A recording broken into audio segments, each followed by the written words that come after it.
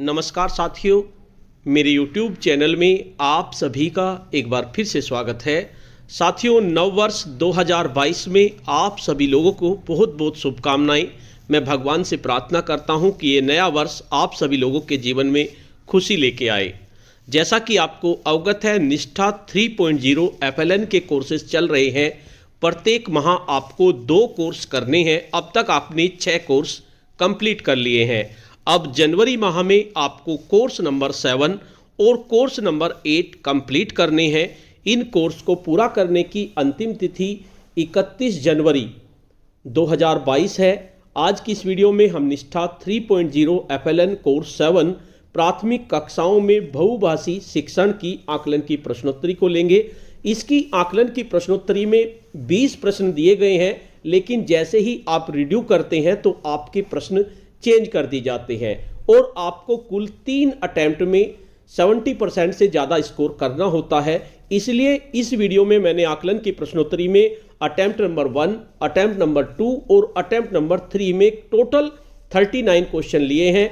इस वीडियो की मदद से आप 20 में से 20 मार्क्स प्राप्त कर सकते हैं। आपको एक भी प्रश्न अलग से नहीं मिलेगा। अगर आपके सामने कोई प्रश्न अलग आता है तो वीडियो के कमेंट बॉक्स में जरूर बताएं। यह वीडियो सभी राज्यों के हिंदी मीडियम के शिक्षकों के लिए है। जल्द ही मैं इंग्लिश मीडियम के शिक्षकों के लिए भी वीडियो बनाऊंगा। साथियों, वीडियो को शुरू करने से पहले मैं आपको बता देना चाहता हूं, अगर आप चाहते हैं इस तरह की इंफॉर्मेटिव वीडियो आपको एक प्लेटफॉर्म पर मिले तो उसके लिए मैंने इंफॉर्मेटिव वीडियो व्हाट्सएप ग्रुप और इंफॉर्मेटिव वीडियो टेलीग्राम ग्रुप बनाए हुए हैं। आप चाहें तो मेरे ग्रुप से जुड़ सकते हैं। ग्रुप का लिंक आपको वीडियो के डिस्क्रिप्शन बॉक्स में मिल जाएगा, जिस पे क्लिक करके आप मेरे ग्रुप से जुड़ सकते हैं। साथियों, कोर्स को शुरू करने के लिए उत्तर प्रदेश और मध्य प्रदेश के शिक्षक साथियों के लिए मैंने कोर्स का लिंक वीडियो के डिस्क्रिप्शन बॉक्स में डाल दिया है। वहां से आप कोर्स को शुरू कर सकते हैं। इसके साथ साथ सभी गतिविधियों के लिंक भी, गतिविधियों की आकलन की प्रश्नोत्तरी के लिंक भी मैंने इस वीडियो के डिस्क्रिप्शन बॉक्स में डाल दिए हैं। उनको देखकर आप गतिविधि भी कर सकते हैं। तो साथियों, जैसे ही आप कोर्स नंबर 7 को स्टार्ट करेंगे और उसमें सबसे लास्ट में आकलन की प्रश्नोत्तरी पर पहुंचेंगे तो इस तरह का इंटरफेस आपके सामने होगा। इसकी आकलन की प्रश्नोत्तरी में 20 प्रश्न दिए गए हैं, लेकिन जरूरी नहीं कि जो प्रश्न मेरे सामने आए हैं नंबर 1 पर, आपके सामने भी वो नंबर 1 पर आए। और कुल 3 अटेम्प्ट में लगभग 40 प्रश्न आपको मिलेंगे। तो मैंने सभी 40 प्रश्न की वीडियो बनाई है, जिससे कि आपको 20 आउट ऑफ 20 लाने में कोई दिक्कत ना हो। तो सबसे पहले स्टार्ट करते हैं। सबसे पहला प्रश्न हमारे सामने है, बहुभाषी शिक्षण पद्धति की विशेषता नहीं है। 4 ऑप्शन दिए गए हैं। भाषा का मिला जुला प्रयोग करना, कक्षा में किसी एक भाषा का प्रभुत्व होना, सभी भाषाओं को सम्मान मिलना, बच्चों की भाषा का कक्षा में भरपूर प्रयोग करना। सही आंसर होगा कक्षा में किसी एक भाषा का प्रभुत्व होना। नेक्स्ट प्रश्न है, गलत कथन चुने। बच्चे अपनी भाषा में सोच विचार के कौशल सीख लेते हैं तो उन्हें दूसरी भाषा में भी इस्तेमाल कर पाते हैं। दूसरा ऑप्शन है, आरंभिक कक्षा में बच्चों को स्कूल की अपरिचित भाषा सिखाने के लिए उनके घर की भाषा का सहारा लिया जाना चाहिए। थर्ड ऑप्शन है, बच्चों की प्रथम भाषा की मजबूत नींव उसे अन्य भाषा सीखने में मदद करती है। और फोर्थ ऑप्शन है, मातृभाषा में अध्यापन से बच्चों को अन्य सभी विषयों को सीखने में कठिनाई होती है। तो सही आंसर हमारा होगा, मातृभाषा में अध्यापन से बच्चों को अन्य सभी विषयों को सीखने में कठिनाई होती है। नेक्स्ट प्रश्न है, कक्षा में दूसरी भाषा सिखाने की आधारभूत शर्त नहीं है। बच्चों को L2 से हमारा मतलब है लैंग्वेज नंबर 2 का अधिकाधिक अनुभव देना, L2 को बच्चों के लिए सरल, समझने योग्य, रोचक और अर्थपूर्ण बनाना, शुरुआत में ही L2 में आधारभूत शब्द भंडार विकसित करना, शुरुआत से ही L2 की शब्दावली लिखना। सही आंसर होगा शुरुआत से ही L2 की शब्दावली लिखना। नेक्स्ट प्रश्न है, प्राथमिक स्कूलों में लगभग 25% बच्चों को आरंभिक वर्षों में गंभीर चुनौतियों का सामना क्यों करना पड़ता है। 4 ऑप्शन दिए गए हैं। पालक का बच्चों को स्कूल में न भेजना, घर की और स्कूल की भाषा में अंतर होना, स्कूल में बुनियादी सुविधाओं का न होना, बच्चों के घर से विद्यालय की दूरी का अधिक होना। सही आंसर होगा घर की और स्कूल की भाषा में अंतर होना। नेक्स्ट प्रश्न है, इथियोपिया के भाषा संबंधी मॉडल के अध्ययन से निष्कर्ष निकलता है कि मातृभाषा में अध्यापन से बच्चे गणित विषय में अच्छा प्रदर्शन कर पाएं, आरंभिक कक्षा में अंग्रेजी भाषा में अध्यापन से बच्चे विज्ञान विषय में बेहतर प्रदर्शन कर पाएं, आरंभिक कक्षा में ही अकादमिक भाषा में अध्यापन के बच्चे सभी विषयों में उत्कृष्ट प्रदर्शन कर पाएं, मातृभाषा में अध्यापन से बच्चों ने सभी विषयों में बेहतर प्रदर्शन किया। सही आंसर होगा मातृभाषा में अध्यापन से बच्चों ने सभी विषयों में बेहतर प्रदर्शन किया। नेक्स्ट प्रश्न है, कोर्स में वारली पेंटर की कहानी देने का उद्देश्य क्या है? 4 ऑप्शन दिए गए हैं। आवश्यकता अनुसार एक से अधिक भाषाओं के उपयोग के बारे में बताना, पेंटर की आर्ट गैलरी के बारे में बताना, वारली समुदाय के बारे में बताना, हिंदी भाषा का प्रयोग कुशलता से कर पाने के बारे में बताना। सही आंसर होगा आवश्यकता अनुसार एक से अधिक भाषाओं के उपयोग के बारे में बताना। नेक्स्ट प्रश्न है, प्रत्येक राज्य और राज्य के भीतर प्रत्येक स्थानीय प्राधिकारी भाषा संबंधी अल्पसंख्यक वर्गों के बालकों को शिक्षा के प्रारंभिक स्तर पर भाषा में शिक्षा की पर्याप्त सुविधाओं की व्यवस्था करने का प्रयास करेगा। यह कथन कौन से दस्तावेज में कहा गया है? तो साथियों, ये कथन कहा गया है भारत के संविधान में, तो इसका सही आंसर भारत का संविधान होगा। नेक्स्ट प्रश्न है, भाषा शिक्षण से जुड़ी भ्रांति चुनिए। 4 ऑप्शन दिए गए हैं। घर की भाषा के प्रयोग से बच्चों का आत्मविश्वास बढ़ता है। जितनी छोटी उम्र में बच्चों को अपरिचित भाषा में पाठ्य पुस्तक पढ़ने के लिए देंगे, बच्चे वह भाषा उतनी जल्दी सीख सकेंगे। थर्ड ऑप्शन है, बच्चों की भाषा उन्हें अन्य भाषाएं सीखने के लिए मजबूत आधार देती हैं। और फोर्थ ऑप्शन है, बहुभाषी शिक्षण में अपरिचित भाषा सीखने सिखाने के लिए बच्चों की मातृभाषा का प्रयोग भी किया जाता है। सही आंसर है, जितनी छोटी उम्र में बच्चों को अपरिचित भाषा में पाठ्य पुस्तक पढ़ने के लिए देंगे, बच्चे वह भाषा उतनी जल्दी सीखेंगे। ये एक भ्रांति है।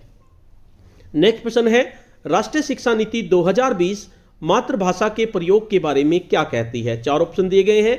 कक्षा 5 के बाद केवल स्कूल की भाषा का ही प्रयोग ही किया जाना चाहिए। छोटे बच्चे अपनी मातृभाषा के माध्यम से बेहतर रूप से सीखते हैं। थर्ड ऑप्शन है, बच्चों के पढ़ने लिखने की शुरुआत स्कूल की भाषा से ही होनी चाहिए। और फोर्थ ऑप्शन है, बहुभाषी शिक्षण से बच्चे शिक्षण अधिगम प्रक्रिया में पूरी तरह भाग नहीं ले पाते। सही आंसर है, छोटे बच्चे अपनी मातृभाषा के माध्यम से बेहतर रूप से सीखते हैं। अगला प्रश्न है, इनमें से सही कथन है? 4 ऑप्शन दिए गए हैं। मातृभाषा में लंबे समय तक शिक्षण करने से हिंदी और अंग्रेजी भाषा सीखने के लिए समय नहीं बचता। दूसरा ऑप्शन है, मातृभाषा में मजबूत पकड़ बनने से बच्चों को दूसरी भाषा सीखने में कठिनाई आती है। थर्ड ऑप्शन, भाषाएं परस्पर एक दूसरे से मिले जुले रूप में ही विकसित होती हैं।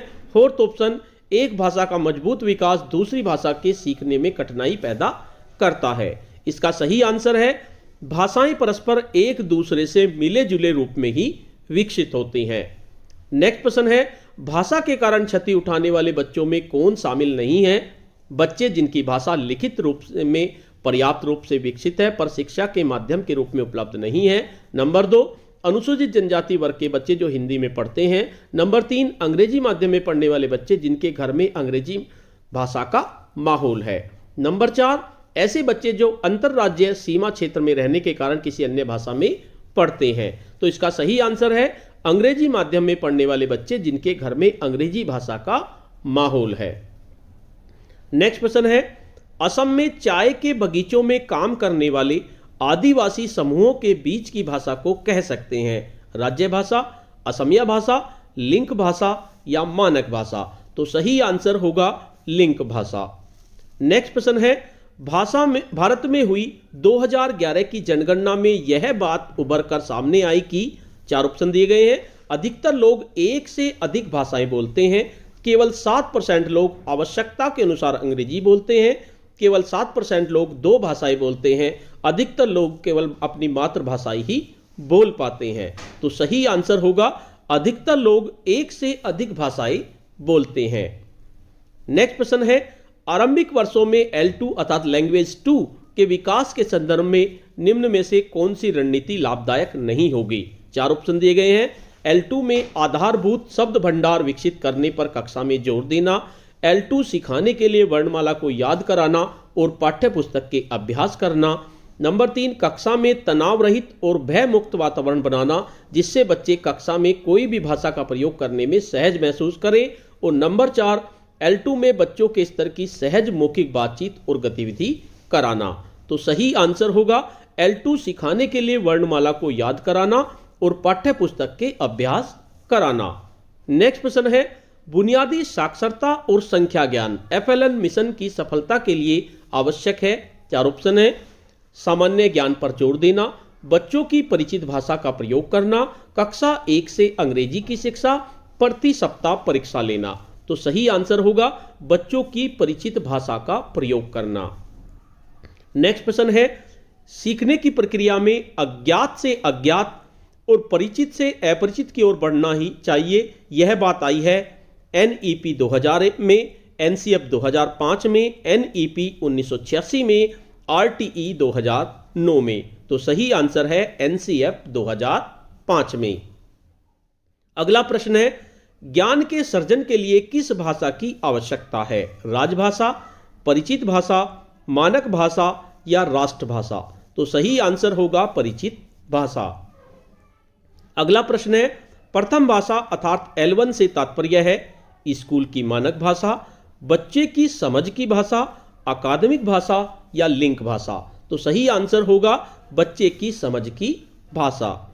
नेक्स्ट प्रश्न है, निम्नलिखित में से कौन सा बच्चा सबसे अधिक मुश्किलों का सामना करेगा? चार ऑप्शन दिए गए। दीपक, जिसके घर की भाषा संथाली है और बाजार में हिंदी भाषा सुनने के कुछ अनुभव मिलते हैं और कक्षा में हिंदी भाषा में पढ़ाई होती है। शबाना, जिसके घर की भाषा अंग्रेजी है और कक्षा में भी अंग्रेजी भाषा में पढ़ाई होती है। रमेश, जिसके घर और समुदाय में सब भोजपुरी बोलते हैं और कक्षा में अंग्रेजी भाषा का प्रयोग होता है। कमला, जिसके घर की भाषा वांगड़ी है और कक्षा में वांगड़ी एवं हिंदी भाषा का मिला जुला प्रयोग होता है। तो इसका सही आंसर होगा रमेश, जिसके घर और समुदाय में भोजपुरी बोलते हैं और कक्षा में अंग्रेजी भाषा का प्रयोग होता है। अगला प्रश्न है, कमला जी कक्षा 2 के बच्चों को हिंदी सिखाना चाहती हैं, उन्हें अपनी कक्षा में निम्न में से कौन सी रणनीति अपनानी चाहिए? चार ऑप्शन है। हिंदी भाषा का प्रयोग पूरी तरह से बच्चों के हिंदी समझने के स्तर के अनुसार करना। नंबर 2, बच्चों को अधिक से अधिक हिंदी लिखने का कार्य देना। नंबर 3, कक्षा में केवल हिंदी भाषा का प्रयोग करना और बच्चों की भाषा को कक्षा में कम से कम जगह देना। और नंबर 4, हिंदी भाषा में बड़े और जटिल वाक्यों से पढ़ने के अभ्यास कराना। तो सही आंसर होगा हिंदी भाषा का प्रयोग पूरी तरह से बच्चों के हिंदी समझने के स्तर के अनुसार कराना। नेक्स्ट प्रश्न है, लिंक भाषा का प्रयोग किस परिस्थिति में किया जाता है? जब एक ही भाषा समुदाय के लोग एक साथ रहते हों, जब विभिन्न भाषा संबंधी समुदाय के लोग एक साथ रहते हों, जब किसी एक समुदाय की भाषा को शिक्षण का माध्यम बनाना हो, जब किसी एक समुदाय की भाषा को मानक बनाना हो। तो सही आंसर होगा जब विभिन्न भाषा संबंधी समुदाय के लोग एक साथ रहते हों। नेक्स्ट प्रश्न है, भारत की जनगणना 2011 के अनुसार भारत में कुल कितनी मातृभाषाएं बोली जाती हैं? 1469, 1569, 1269, 1369। सही आंसर होगा 1369। नेक्स्ट प्रश्न है, इनमें से शोधकर्ता वुल्फ का कथन है, शिक्षा में भाषा ही सब कुछ नहीं है, लेकिन भाषा के बिना शिक्षा में सब कुछ भी नहीं है। नंबर 2, शिक्षक चाहे गणित का हो या विज्ञान का हो, भाषा का ही शिक्षक होता है। नंबर 3, पढ़ना लिखना सीखना मौखिक भाषा के समंदर में तैरना है। नंबर 4, जब बच्चे भाषा सीखते हैं तो बहुत सारे विषयों में से केवल एक विषय सीख रहे होते हैं। सही आंसर होगा शिक्षा में भाषा ही सब कुछ नहीं है, लेकिन भाषा के बिना शिक्षा में सब कुछ भी नहीं है। अगला प्रश्न है, बहुभाषी शिक्षण के संदर्भ में निम्न में से गलत वाक्य चुनिए। अलग अलग भाषाओं को कक्षा में जगह देने से बच्चों के सीखने पर नकारात्मक प्रभाव पड़ता है।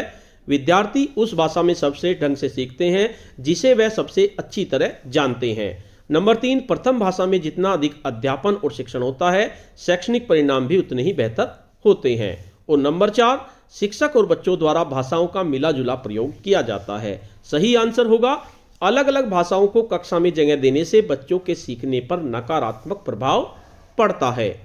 अगला प्रश्न है, आरंभिक वर्षों में बच्चों की शिक्षा का माध्यम उनके घर की भाषा ही होनी चाहिए, क्योंकि चार ऑप्शन है। भाषा पढ़ने और लिखने का आधार है, भाषा अधिक अंक अर्जित करने का आधार है, भाषा बोलने और सुनने का आधार है, भाषा सोचने समझने व सभी विषयों को सीखने का आधार है। तो सही आंसर होगा भाषा सोचने समझने व सभी विषयों को सीखने का आधार है। अगला प्रश्न है, निम्न में से मिश्रित भाषा का उदाहरण नहीं है। शिक्षक L2 में बोलते हैं और बच्चे L2 में जवाब देते हैं। बच्चे L1 और L2 का मिला जुला प्रयोग करते हैं। बच्चे L1 में बोलते हैं और शिक्षक L2 में जवाब देते हैं। बच्चे L1 में बोलते हैं और शिक्षक L2 में जवाब देते हैं। तो मिश्रित भाषा इनमें से कौन सी नहीं है? शिक्षक L2 में बोलते हैं और बच्चे भी L2 में ही जवाब देते हैं। अगला प्रश्न है, इस कोर्स में हमने यह सीखा कि 4 ऑप्शन दिए गए हैं। जिन क्षेत्रों में बच्चों की भाषा को शिक्षण का माध्यम नहीं बनाया जा सकता, वहां बच्चों की भाषा का कार्यनैतिक तौर पर मौखिक प्रयोग करना चाहिए। बच्चों का आकलन केवल अंग्रेजी भाषा में किया जाना चाहिए।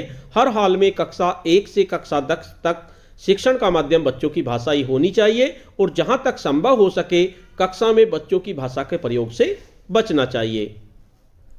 सही आंसर है, जिन क्षेत्रों में बच्चों की भाषा को शिक्षण का माध्यम नहीं बनाया जा सकता, वहां बच्चों की भाषा का कार्यनैतिक तौर पर मौखिक प्रयोग करना चाहिए।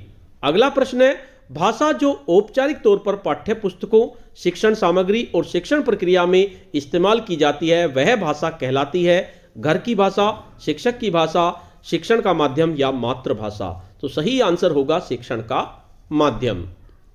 नेक्स्ट प्रश्न है, इनमें से कौन सा कथन बहुभाषी शिक्षण के संदर्भ में सही है? 4 ऑप्शन है। कोई नई भाषा जब शिक्षण का माध्यम बन जाए तब बच्चे की भाषा को हटा दिया जाना चाहिए। बच्चों की भाषा को दूसरी भाषा सिखाने के लिए इसके फोल्ड के रूप में प्रयोग किया जाना चाहिए। नई भाषा को जल्दी से जल्दी शिक्षण का माध्यम बनाया जाना चाहिए और बहुभाषी शिक्षण पद्धति केवल भाषा शिक्षण के लिए प्रयोग की जाती है। तो सही आंसर होगा, बच्चों की भाषा को दूसरी भाषा सिखाने के लिए इसके फोल्ड के रूप में प्रयोग किया जाता है। नेक्स्ट प्रश्न है, राष्ट्रीय शिक्षा नीति 2020 में बहुभाषी शिक्षण के संदर्भ में उल्लेखित किया गया है। 4 ऑप्शन है। जहां तक संभव हो कक्षा 5 तक शिक्षण का माध्यम बच्चों की समझ की भाषा हो, जहां तक संभव हो कक्षा 8 तक की बच्चों की शिक्षण का माध्यम अंग्रेजी ही हो, जहां तक संभव हो कक्षा 5 तक शिक्षण का माध्यम राज्य की भाषा हो, जहां तक संभव हो कक्षा 8 में बच्चों को शिक्षण का माध्यम चुनने की स्वतंत्रता हो। तो सही आंसर होगा, जहां तक संभव हो कक्षा 5 तक शिक्षण का माध्यम बच्चों की समझ की भाषा हो। अगला प्रश्न है, बहुभाषी शिक्षण के लाभ में शामिल नहीं है। 4 ऑप्शन है। सभी विषयों की बेहतर समझ होना, कक्षा 1 में अंग्रेजी पढ़ना लिखना सीख जाना, नंबर 3 शैक्षिक परिणामों का बेहतर होना और नंबर 4 आत्मविश्वास की भावना पैदा होना। सही आंसर होगा कक्षा 1 में अंग्रेजी पढ़ना लिखना सीख जाना। अगला प्रश्न है, भाषा के सर्जन के लिए, ज्ञान के सर्जन के लिए किस भाषा का पुल आवश्यक है? परिचित भाषा, अपरिचित भाषा, मानक भाषा या राष्ट्र भाषा। तो सही आंसर होगा परिचित भाषा। नेक्स्ट प्रश्न है, शिक्षण कार्य में L1 का प्रयोग करने से 4 ऑप्शन है। बच्चों को अकादमिक अवधारणाएं समझने में मुश्किल होती है, बच्चों को सभी विषय समझने में मदद मिलती है, बच्चे कुंठित महसूस करते हैं, बच्चे रटने में बेहतर हो जाते हैं। तो सही आंसर होगा बच्चों को सभी विषय समझने में मदद मिलती है। अगला प्रश्न है, बहुभाषिता का अर्थ है। 4 ऑप्शन है। किसी व्यक्ति का एक भाषा को जानना व प्रयोग करना, किसी व्यक्ति का 2 या 2 से अधिक भाषाओं का प्रयोग करना, कक्षा में हिंदी और अंग्रेजी भाषा में शिक्षण करना, किसी व्यक्ति का अपनी भाषा के साथ अंग्रेजी का ज्ञान होना। तो सही आंसर होगा किसी व्यक्ति का 2 या 2 से अधिक भाषाओं का प्रयोग करना। नेक्स्ट प्रश्न है, UDISE के अनुसार भारत में स्कूलों में शिक्षण का माध्यम कितनी भाषाएं हैं? 30, 36, 39, 33। तो सही आंसर होगा 36। अगला प्रश्न है, रोजमर्रा के जीवन में हम में से अधिकतर लोग कैसी भाषा का प्रयोग करते हैं? राष्ट्रभाषा, मानक भाषा, मिलीजुली भाषा या शुद्ध भाषा। तो सही आंसर होगा मिलीजुली भाषा। अगला प्रश्न है, इनमें से कौन सा वाक्य राष्ट्रीय शिक्षा नीति 2020 के अनुसार नहीं है? 4 ऑप्शन दिए गए। कम से कम 5वीं कक्षा तक की पढ़ाई बच्चों की भाषा में ही होनी चाहिए, मातृभाषा में शिक्षण से बच्चे अन्य भाषाएं नहीं सीख पाते क्योंकि उनके लिए समय नहीं बचता, छोटे बच्चे अपनी मातृभाषा के माध्यम से सबसे बेहतर ढंग से सीखते हैं, बच्चों के पढ़ने लिखने की शुरुआत उनकी अपनी भाषा में ही होनी चाहिए। तो 3 ऑप्शन हमारे सही है, लेकिन एक राष्ट्रीय शिक्षा नीति के अनुसार नहीं है। मातृभाषा में शिक्षण से बच्चे अन्य भाषाएं नहीं सीख पाते क्योंकि उनके लिए समय नहीं बचता, ये कथन गलत है। नेक्स्ट प्रश्न है, कमला राजस्थान के कोटा जिले में रहती है, उनके घर की भाषा हड़ौती है, उसके स्कूल शुरू होने के 4 महीने बाद स्कूल में दाखिला लिया जाता है और आज उसका स्कूल में पहला दिन है। आप ऐसा क्या करेंगे जिससे कमला सहज महसूस कर सके? 4 ऑप्शन है। अभी तक उसकी कक्षा में जितने भी कक्षा कार्य हुए हैं उन्हें कमला को पूरा करने के लिए कहेंगे। कमला के साथ गतिविधि पर आधारित अंग्रेजी के कुछ गीत गाएंगे और उन्हें याद करने के लिए भी कहेंगे। कमला से हाड़ौती भाषा में खूब सारी अनौपचारिक बातचीत करेंगे। पहले दिन से ही कक्षा में हिंदी भाषा का प्रयोग करेंगे जिससे वह स्कूल में पढ़ाए जाने वाले सभी विषयों को अच्छी तरह से समझ पाए। तो सही आंसर होगा कमला से हाड़ौती भाषा में खूब सारी अनौपचारिक बातचीत करेंगे। अगला प्रश्न है, भाषा अंतर्निहित निपुणता का सिद्धांत किसके द्वारा दिया गया था? वाइगोत्स्की, हेलिडे, पियाजे या जिम कमिंग्स? तो सही आंसर होगा जिम कमिंग्स। तो इस तरह से टोटल हमने 20 क्वेश्चन किए। वैसे मैंने इस वीडियो में 39 क्वेश्चन लिए हैं। तीनों स्टेप में जो भी प्रश्न मेरे सामने आए हैं, मुझे उम्मीद है कि इनसे ज़्यादा प्रश्न आपके सामने नहीं आएंगे और आप 20 आउट ऑफ 20 आसानी से ले लेंगे। हमने टोटल क्वेश्चन 20 किए, स्किप एक भी नहीं किया। जैसे ही हम अपना स्कोर देखते हैं तो हमारा स्कोर 20 आउट ऑफ 20 हो जाता है। तो साथियों, ये आपकी मॉड्यूल नंबर 7 की आकलन की प्रश्नोत्तरी की वीडियो हुई। इसके साथ साथ मॉड्यूल नंबर 7 और 8 को शुरू करने के लिए लिंक भी मैं इस वीडियो के डिस्क्रिप्शन बॉक्स में डाल दूंगा और इसके साथ साथ सभी गतिविधियों के लिंक भी इस वीडियो के डिस्क्रिप्शन बॉक्स में डाल दूंगा जिससे आप गतिविधियों को भी कर सकते हैं। तो साथियों, आज की वीडियो में इतना ही। आपको यह वीडियो कैसी लगी? अगर आपको ये वीडियो अच्छी लगी तो इस वीडियो को लाइक करें, शेयर करें और वीडियो पे कमेंट्स करें। और अगर आप मेरे चैनल पे नए हैं, पहली बार मेरे चैनल को देख रहे हैं, तो चैनल को सब्सक्राइब कर लें और बेल का आइकन को प्रेस कर दें जिससे कि आपको नेक्स्ट वीडियो का नोटिफिकेशन मिल सके। धन्यवाद।